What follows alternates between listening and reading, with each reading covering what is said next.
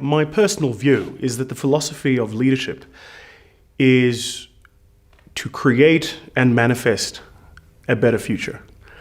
And I think for too long that the world has lived in an environment where we have sort of ebbed and flowed between reality as it is and some marginal reality of the future, particularly in today's world.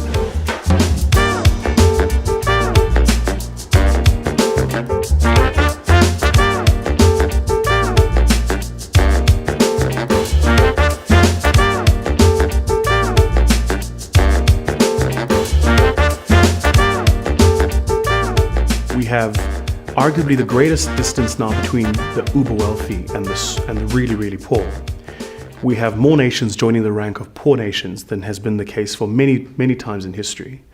We have once again the global community on the brink of collapsing into war.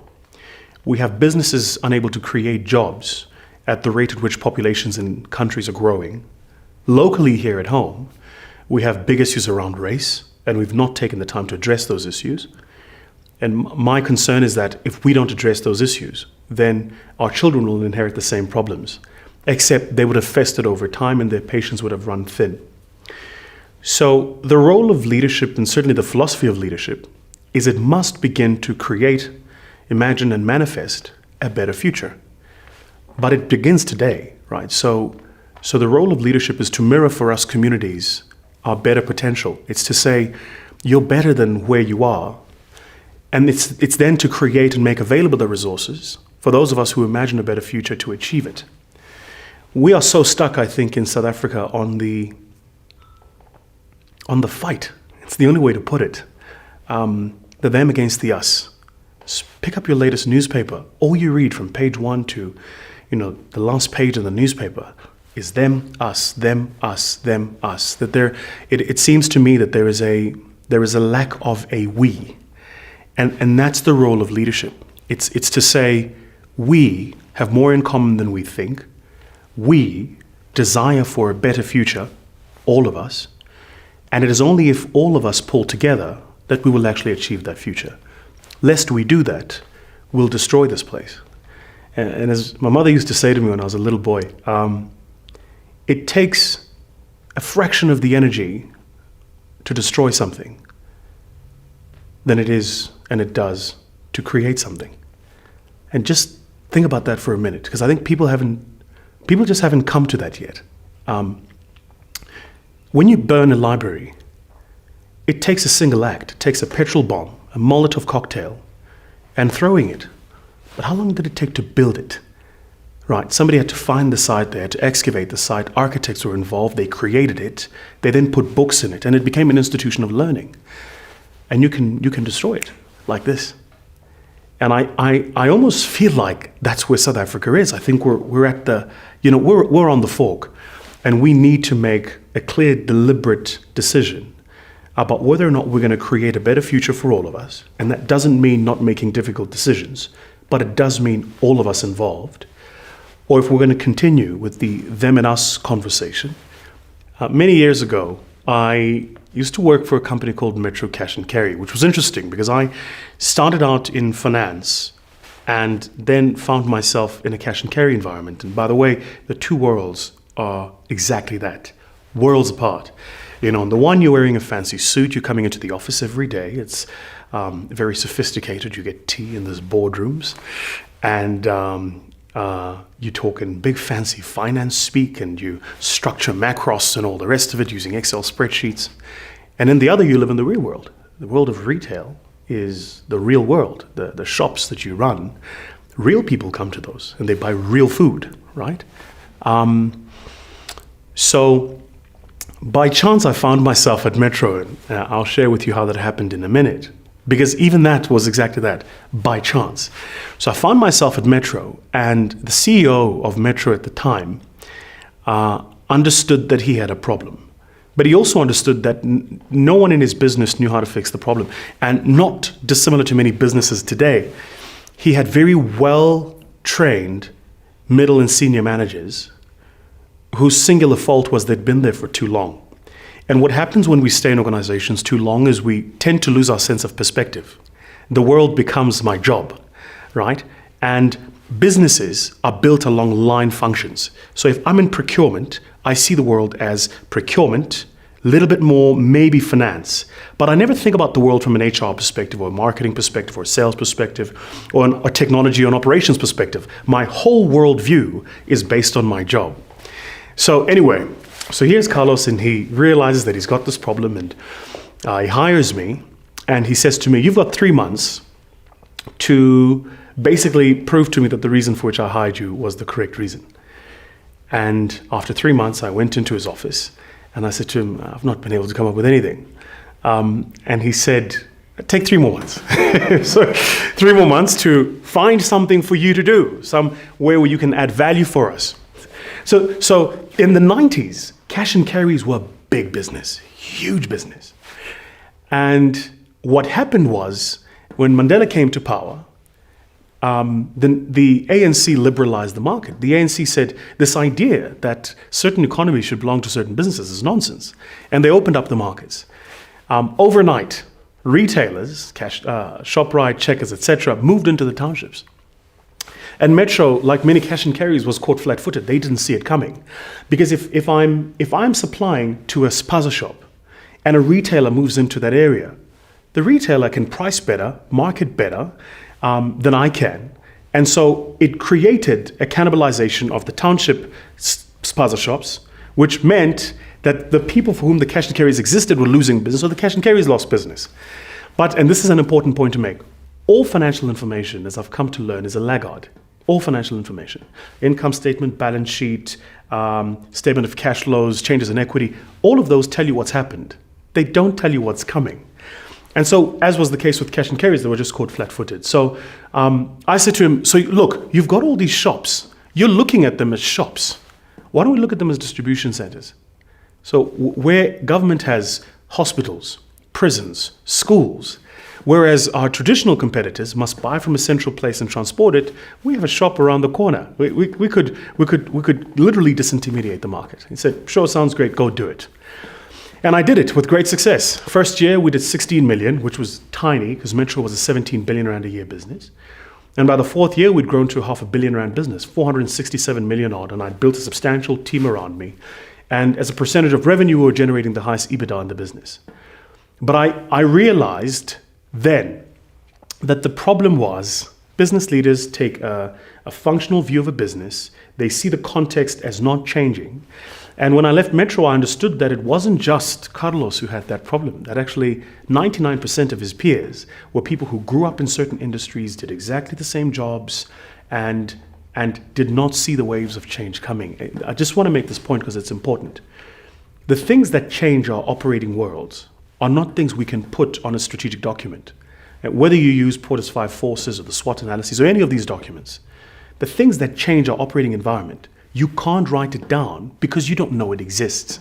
So if you went to the CEO of a building society, right, which later, by the way, were bought by the banks, and said to them, you know, the NC coming to market is going to change your business, they would have said, how? They wouldn't have seen it coming.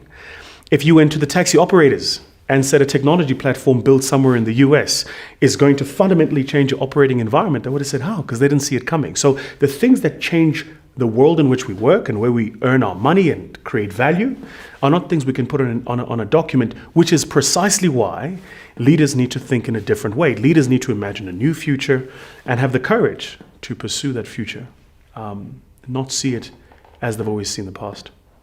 You know, in our firm, we talk a lot, to our own clients, we talk a lot about what we call the 4 laws of leadership. And the idea behind the 4 laws is that you as a leader, need to exist above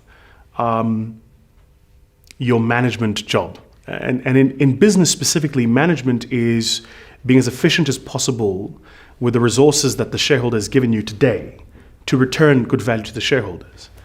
Leadership is about creating a different future for the business. And those two things are very different from each other, which is often why people who make great managers are quite poor at leading. So the first law we talk to our own clients about is that a leader has the role of finding the truth, not your version of the truth. We tend to be good in business at looking at our version of the truth. Let me tell you what this means. So if I'm in marketing, I look at market share, I look at net promoter score, I look at LSMs, and I look at all of this data and I go, we've built a great brand. If I'm in finance, I look at free cash flows, I look at working capital, asset turnover ratios, and I go, we've built an efficient business. If I'm in technology, I go, well, we've built an amazing technology platform, we deliver value to the business better than our competitors, we're phenomenal. And so everybody's patting themselves in the back. The role of a leader is not to look at these things from his perspective, it's to take a different perspective. So I spent some time with the guys at Alibaba, and it's fascinating. Every single management meeting at Alibaba will have an empty chair, because they have a philosophy that empty chair is occupied by the customer. And so after everybody's spoken, from marketing and sales and operations, they have to ask themselves the question, if the customer were here, what would his input be? And it's enabling them to look for a different version of the truth than the version of the truth that they've been prone to see, the version of the truth that they want to see. Raymond Ackerman, for instance, speaks very fluently about how when he was running Pick and Pay, he would spend a day a week in stores. I mean, this is Pick and Pay, and Raymond Ackerman's peak was 44 billion rand, listed on the Johannesburg Stock Exchange. As somebody who served as a director of listed companies, let me tell you, it's a tough job. You're getting SENS announcements, you've got to be very careful about how you're managing corporate governance, and there are a whole myriad of issues from a listings perspective alone, let alone how you run the business. You still have to run the business. And yet here's this man who was the CEO of it all, who still took 20% of his time every week, a day a week. And he was in stores, walking up and down the aisles, talking to customers, finding the truth. At Italtal, they talk about Booth's Law. Nick Booth is the CEO of Italtal, phenomenal guy. But when he took over the manufacturing facility for Italtal, which is ceramics, they were not producing the quality of tile they needed to make and the quantity they needed to make at the cost to be effective. And so he had to fix this problem. And he tells the story, he was working from 6 in the morning until 11 at night, and driving from their warehouse in the Val to Benoni where he lives.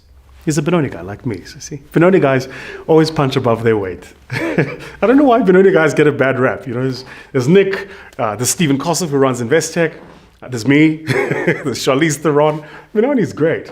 Anyway, so he was running this business, and he realized that there was a problem, and he was working the kind of hours that it was difficult for him. So he asked permission for his wife, and behind his office was an open room. He put a mattress there, and he slept at work. And the idea behind Booth's Law is that in today's complex and changing environment, business leaders need managers who are willing to sleep at the job to get the job done, who are willing to take that kind of ownership to find the truth. And that's all Nick was doing. He was just spending time immersing himself in the problem big enough, often enough, to find the truth. So that's the first law. The second law is perhaps the one we most battle with in South Africa, which is our love for size. South Africans love big business. When you go to university, they tell you get a good job, go work in a big business. And what we've come to learn is, as the world is changing, actually, that it's being the best at what you do that's important, not the biggest. So the aim of great businesses is to be the best, not the biggest. Now, it might sound like marketing speak, but it actually isn't. Being the best might make you the biggest. Being the biggest doesn't mean you're the best. There is, although subtle, a critical difference between the two.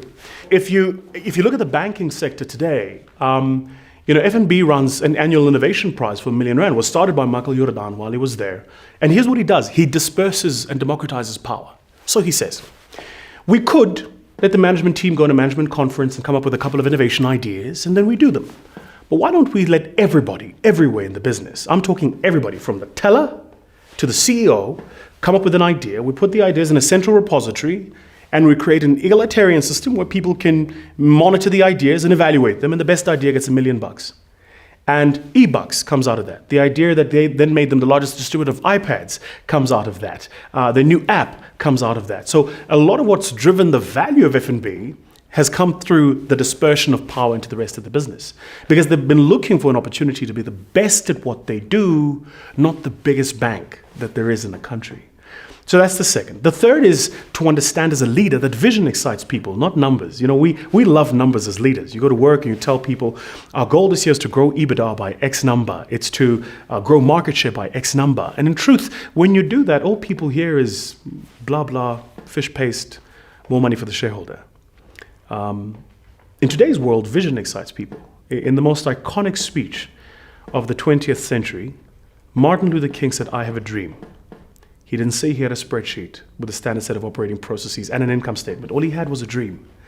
And you'd be surprised today how many people who work in companies and they don't know what the dream of that company is. They don't know what its core purpose is. They don't know what its vision is. And it's about elevating the purpose for which we all come to work. And then the fourth and final law is to lead by the business case. And I think this is arguably the most important. Because we're all biased, right? So when we meet, we see what we are, not the business case. When you present an idea, it depends. Do I like the way you look? Do I like the way you speak? What's your role in the business? What level in the business are you? How long have you been here? Do you belong to my club or don't you? And so we bring all these biases into making decisions, whereas actually the decision should be, does the business case hold? If we do this, will it create value for the business or won't it? And you could read any number of books, certainly published in the States. There's a lot of academic work around how to lead in complex and changing environments. But my view is sometimes we need to look a bit closer to home. And my own role model of how to do that is my mother. Because when my father died, so maybe just to paint the picture for you, my mom and my dad were hugely in love. My parents were stupid in love. My parents were embarrassing in love. Every time we were with them, they were touching or hugging it was an embarrassment.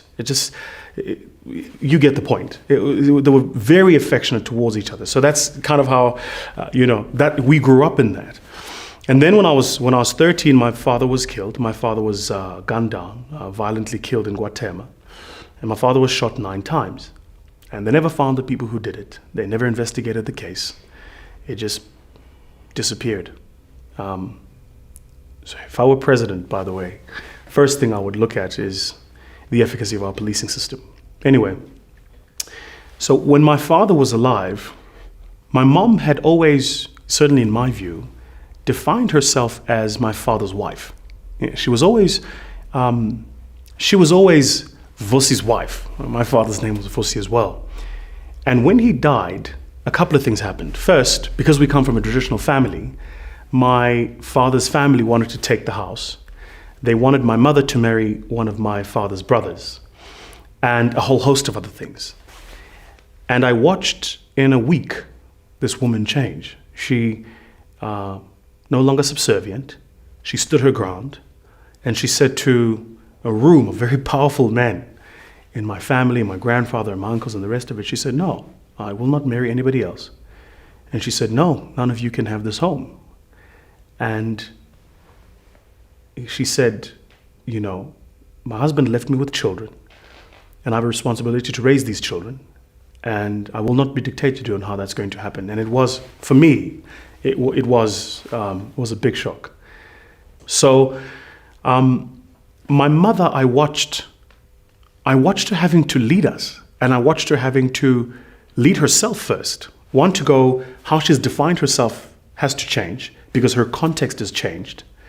And then the second thing she had to do, and to this day it's probably the single thing to which I'm most grateful, is she had to be a very strong woman to raise boys to be strong men. And she did that phenomenally well. Now, I don't know where she got the character, the skill, the courage, but she just did it. And everything I am today, I owe to that woman. And so when we look at how business has changed, how the context of business has changed, and how business leaders need to change themselves, for me, its quintessence is exactly what my mother did. She understood that her context had changed. She rose up to the challenge. She believed in herself. And along the way, she made mistakes, but she was willing to learn. She wasn't perfect. But to this day, if there is a single thing about my mother that I most admire, is If I go to her and I say, Ma, you did this, I think you were wrong, she will not tell me I'm your mother. She will interrogate it, she will look at it, and she might agree or disagree. But she is humble enough to know that while she's much more senior than I am, while she brought me into this earth, she's a human being. And I suspect in business today that that's the single thing holding many business leaders back. They become their titles. They become the office. They become the salary and the paycheck. They forget that they're just human beings who are fallible, who can make mistakes, who have biases, and who can and should be open to learning. So what is the context? At a macro level, we have an economy that is growing at below 1% and will continue to, in my view, for the next 3 years. We have a population growth hitting a CAGR of about 6%. So our population growth is by far ahead of our economic growth, which creates issues there. We have a public education system which isn't preparing the poor and disenfranchised for the real world of work and commerce. So the world of work and commerce can't absorb those people into the system. These are problems. But we also have business that's sitting on R1 trillion in cash on its balance sheet, right? I think business leaders need to put their money where their mouth is. I think business leaders need to take the lead. Nowhere in the history of mankind have countries come out of difficult situations without the role and leadership of business leaders. So the question I would ask to many of my peers in business and business leadership is, where are you guys? Where are your voices? This capital we're sitting on in our balance sheet, why are we not reinvesting it? Why are we not putting our money where our mouths are? Because this country will not come out of the quagmire without our involvement. We can't sit on the sidelines and bemoan the state of the game. We've got to get involved. And it doesn't matter your politics, right? We can differ on the polling station, but we cannot differ on this. I want a country where I can jog at 11 o'clock at night, not look over my shoulders, where I don't have to live in a secure state to be guaranteed safety, where I don't have to pay the premium of sending my kids to a private school to know that they're going to get a good education. We all want the same things. And the role of business leaders is to begin to have a single voice in leading us in that direction. Business should speak out, but business should also begin to get involved and put its money where its mouth is. In my view, this is the final comment, in my view, in the current situation we're in, it's criminal for business to be sitting on the kind of capital resources it's sitting in and not investing it in the economy. It's criminal. And you can run any number of calculations about whether or not that capital will generate the IRR you want, but the greatest IRR is a country that works.